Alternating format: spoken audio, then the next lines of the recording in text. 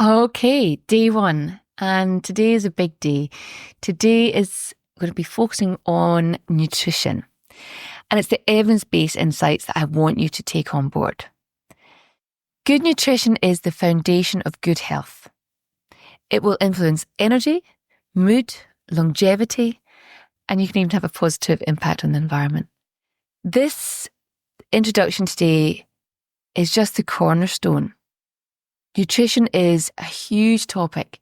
So just in today's introduction, I'm going to condense it down and give you a couple of tips and challenges to do in this first week.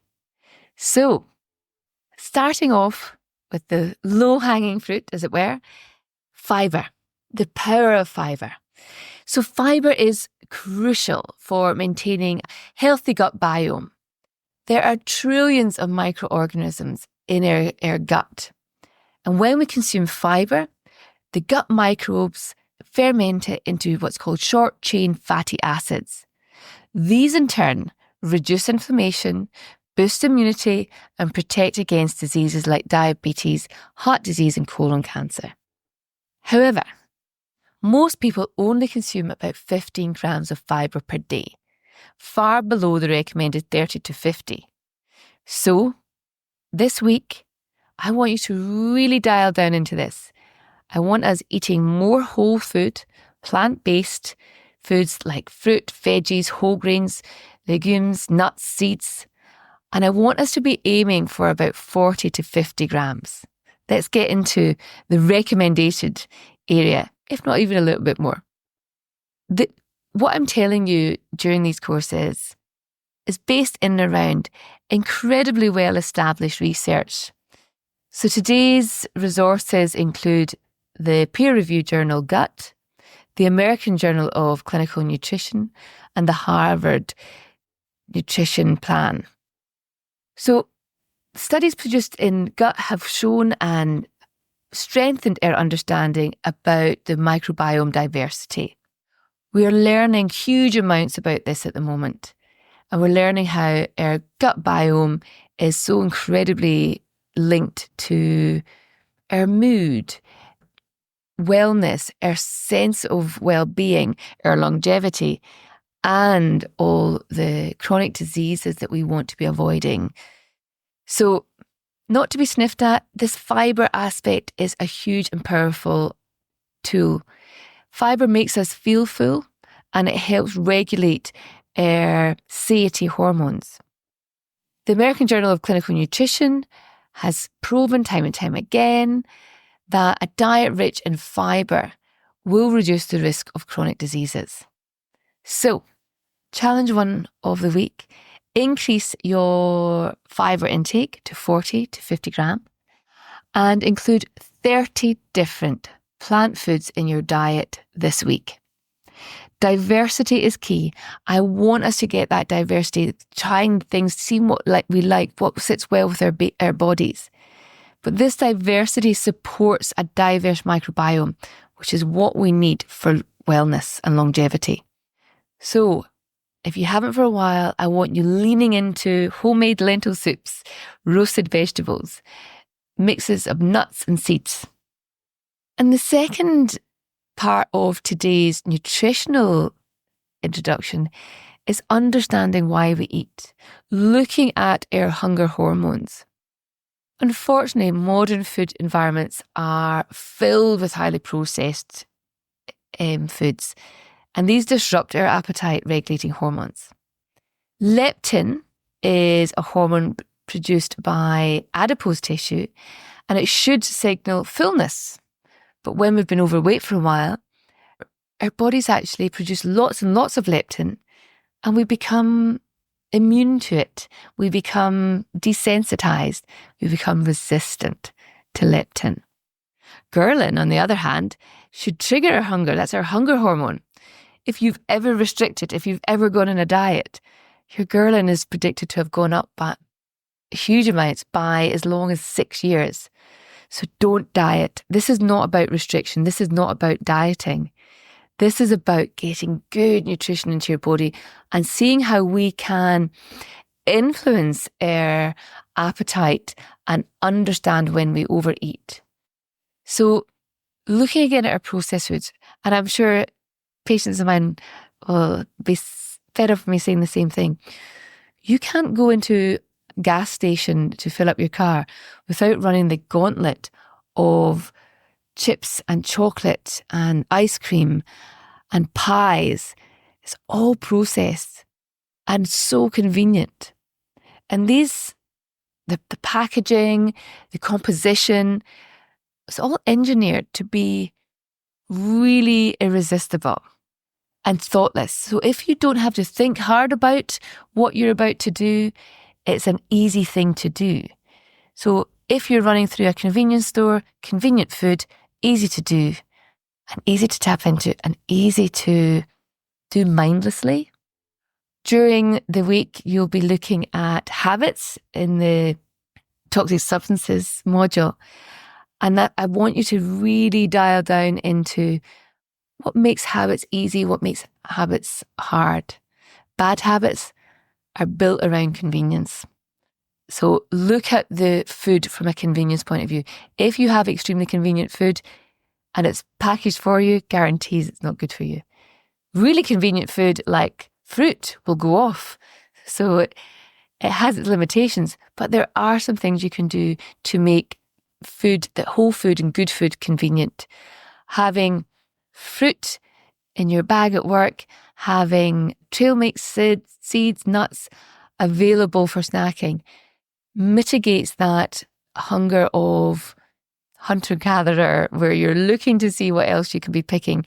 You're going into the fridge to check what can be quickly consumed. Make your environment good. If your environment is healthy, you will have a healthy diet as a result. So research published in The Lancet shows that diets higher in unprocessed foods reduce overeating and improve appetite control.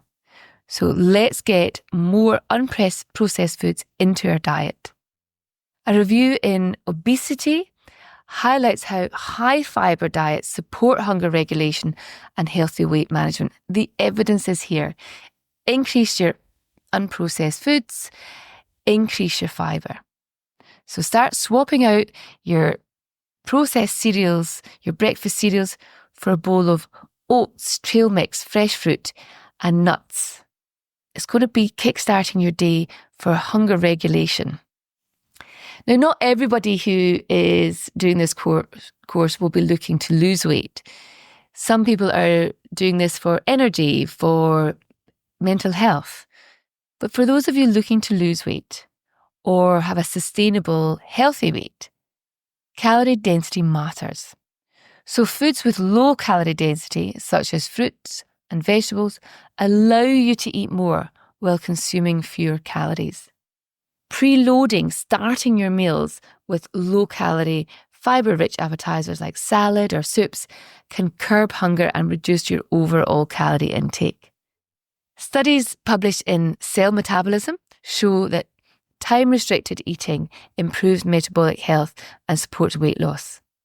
Now, I'm not asking you to do long, extended fasts, but I am thinking about our behaviour in and around that constant grazing that we do with the Western diet. Instead, I want us to narrow the eating window that we have into a healthy 8 hours. So if you imagine that you start your day, your breakfast at 6 a.m, by midday, you've already been eating for 6 hours. So really, you're looking at finishing eating round about 2. That sounds a bit tight. So if we can perhaps just shift our eating window to 8 o'clock to 4 o'clock, and if we're struggling initially, let's have a 10-hour window to 6 o'clock. Let's get rid of that late at night eating. That's when we're never reaching for healthy, good food. It's nearly always the sort of moreish, the cheese and the crackers and the chocolate, the ice cream. So let's remove that late night eating by preloading and pre-filling our day early on with fibre-rich, low calorie density whole foods. And nutrition is more than just weight loss, as I said. The benefits of good nutrition extend right into chronic disease prevention, longevity. Diets rich in plant-based foods lower the risk of heart disease, diabetes, and cancer. Longevity, so you may have heard of blue zones. So these are areas in the world where there's the longest life expectancy. The blue zones in Sardinia, Utah, these areas have diets that are naturally from the earth. They feature beans, vegetables, whole grains. So I want you to lean into what should be that idea that we're eating for wellness, longevity, chronic disease prevention, not just for weight loss. So shifting to a plant-based diet will reduce your risk of chronic disease. So I have some practical steps and some challenges for you this week. I want us to increase our plant diversity and have 30 different plant-based foods per week in your diet. And I would like you to document this in your journal that we are encouraging you to reflect on each day. I want you to focus on whole foods, trying to swap out your processed snacks for nutrient-dense options like leafy greens, legumes and nuts, fresh fruit and fresh veggies, without overly restricting, because restricting will, in its own way, upset your metabolism.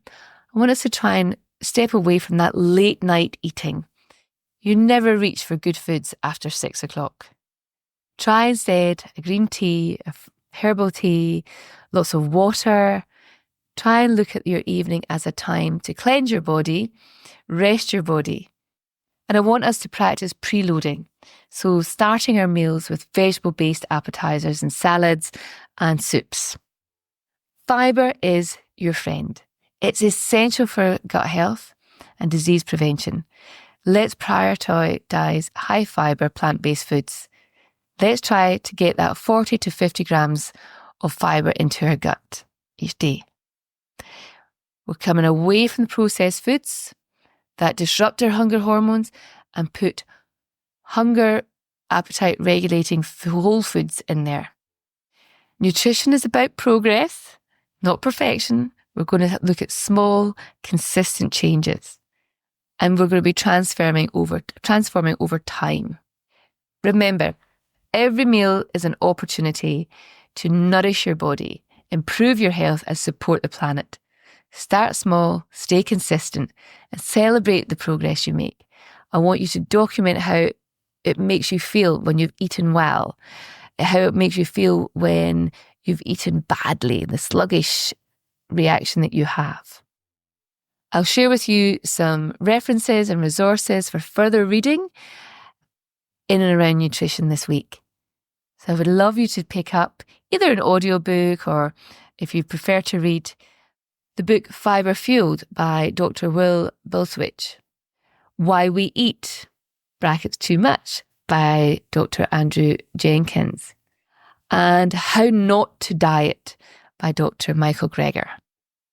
Thank you, and get journaling and really change today the way that you look at your food. Good luck.